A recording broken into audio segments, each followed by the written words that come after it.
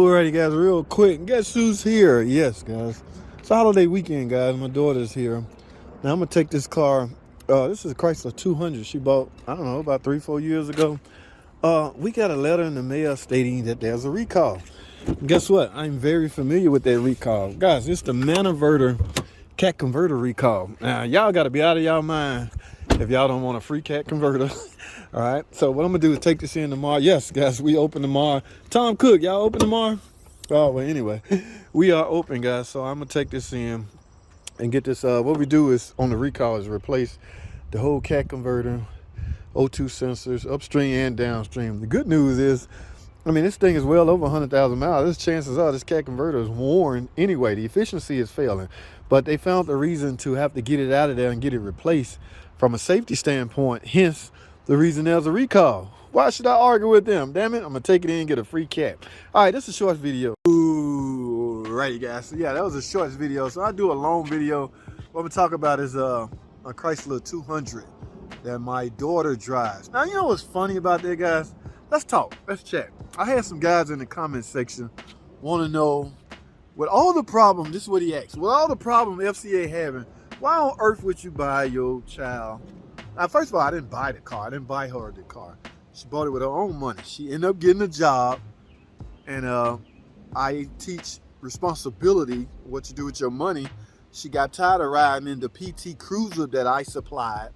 She said it looked like a Hertz.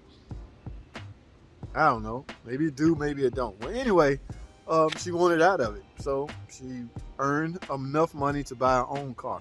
Now, here's the thing. She decided to keep it in the Chrysler family simply because, that's right, me, Pops, Dad. All right, yeah, I know everything about this thing. So back to my my point. Let me switch this around. Okay, so the question the guy raised was, why on earth would you buy, or why on earth would you let your family member own such a product?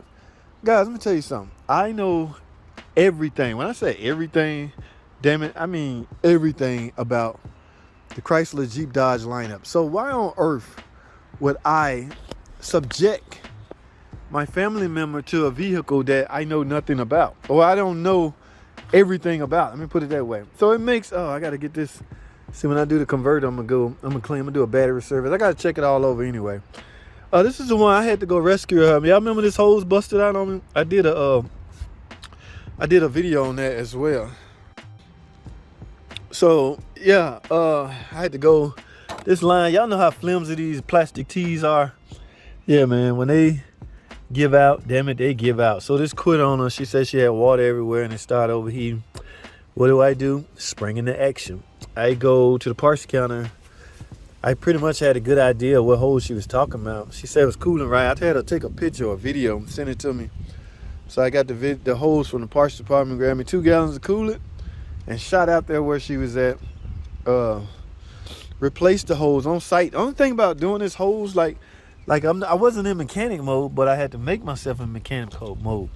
It's real funky it's a little funky T on there how to get that on and off, but I ended up getting it taken care of and filling it up with coolant. I had to go drive it to bleed it out.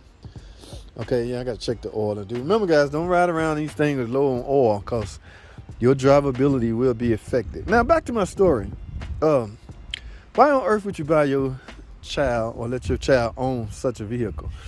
Guys, there's perks that come with me knowing everything about a certain product.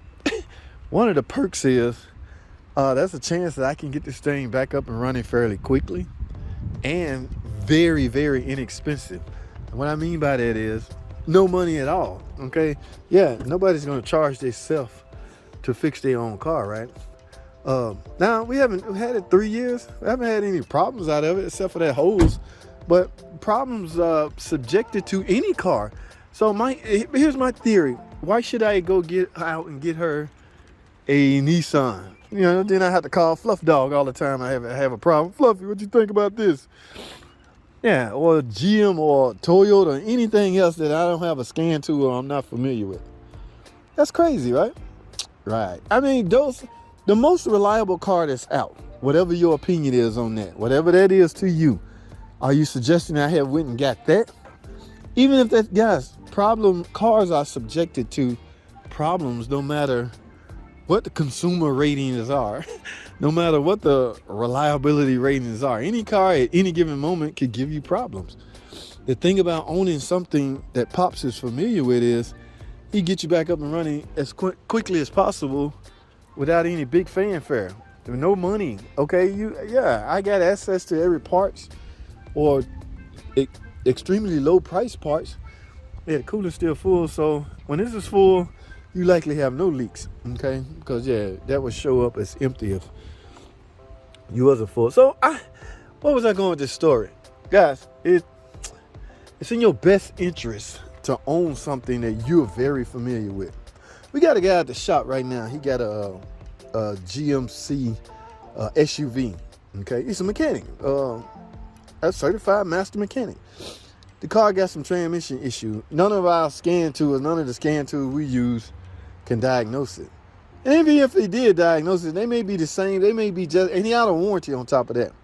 Okay, so, but he want to get to the root of the problem. So he have to take his car to a dealership to get it diagnosed. Could you imagine that? He got some kind of drivability as well as, they might be related. Drivability and transmission issue. This is a certified master mechanic. He had to take his car to a dealership and get it checked out. Not because he don't know. Well, I mean, in a sense, that's the same thing. He don't have the tools, the proper scan tools to properly diagnose it. So he has to take it, spend $200 to get a diagnostic, get it diagnosed. All right. Yeah. Now I'm sure if they tell him doing the diagnosis is something easy, that he'll try to do that himself. But if not, or he's not familiar, or he don't have time, he literally got to pay these cats $200 to do something he could have did himself had he owned the product that he's very familiar with. So that's why I'm gonna name this video something like that. Why don't you own something that you're very familiar with? Now, in Fluffy's situation, Fluffy happened to like, what's the name of that car, that SUV? Some vehicle, and plus he's still on the warranty, so that's a different case. All right, but when that car get out of warranty, I don't know, man. Maybe it's just me. I'm different, guys. I want to own everything I own. I want to know exactly everything about it. My neighbor, where? Yeah, right there. That own that vehicle right there. He asked me, so you work on cars? You know how they see you out here with your hood up. Frankly, I gotta let this hood down. Y'all know HOA don't play over here. They might ride by. Some little spy might ride through here. Hey, excuse me, sir. What you doing with that hood up? I be like, damn, man, can I look under my hood? Golly, man, y'all tripping, man. I give y'all $300 every quarter, and I can't let my damn hood up. They be tripping. But yeah, I like, man, I don't know, dog. I don't have a scan tool. You know, I don't know. I don't want to fool with your car if I don't know everything about it. I don't want to get caught up in something that I can't get out of. You see what I'm saying? So yeah, I have to pass on that. See, the thing is, guys, the problem is everybody in old mechanic mode, like you're a mechanic, you should be able to fix anything. Guys, those days are over. Yes, 20, 30 years ago, a mechanic was a mechanic to everything. Now these car makers are getting so, they don't want to share information. They getting so bougie. I ain't telling y'all nothing. It's a shame it had to be a law to put the data link connector in one centralized location. Back in 96, that data link DLC connector had to be in the same spot on every car. Before then, they was all over the place. Yeah, car makers be tripping. FCA don't want Toyota to know where they hide stuff at, but now a lot of this stuff is standardized. So I'm yapping too much, but my point is, you mechanics, man, all my kids drive Chrysler products. Okay, everything in my family is Chrysler for that one reason. We don't have no car. Everything is paid for. This is a little 200, no big deal. My daughter drive a white Journey. My other daughter drive a white Journey. Well, my other daughter drive a Nissan.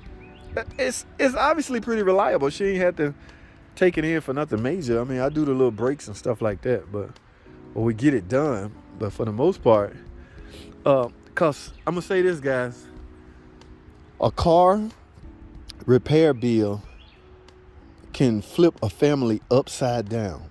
Okay, well, what I mean by this, I'm gonna end this video on this note.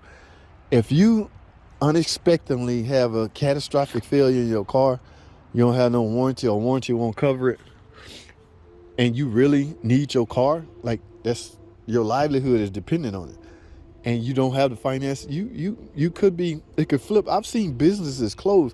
I've seen transportation companies get out of it because their van break down, they don't have the money to get it fixed.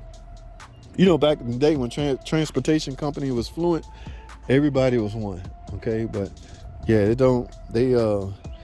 one repair or one failure away from catastrophic ending it or stopping the whole operation altogether, simply because they ain't got the money to get the product fixed. And if the product ain't running, you